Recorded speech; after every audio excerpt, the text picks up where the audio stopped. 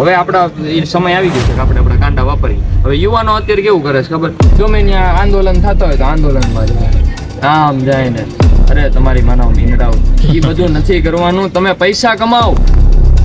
અહીંયા ઘરે mummy papa તૂટી ગયા, એકયના ગોઠણ હાલતા નથી ને તમારે આંદોલન કરવા છે.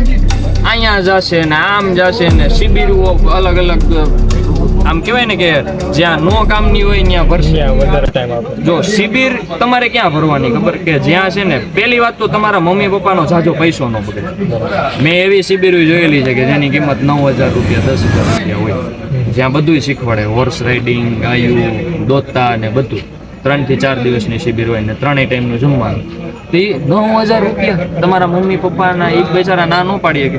પછી ક્રિકેટોની એકેડેમી, પછી ક્રિકેટરોને ફોલો કરવા, નોકરી આઈપીએલ જીકમ જીક જોયા કરે. આ બધી વસ્તુ આ ટેવ રહેવા દે. તમે વિચાર કરો, ઈ કમાય છે.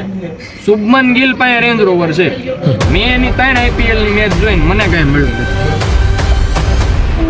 નો ડાઉટ ઇન્ડિયા જીતું, હેપી, એક સ્ટેટસ મૂકીશ, પણ બસ પૂરું ભાઈ, બેક ટુ ધી વર્ક, કામે લાગો ને.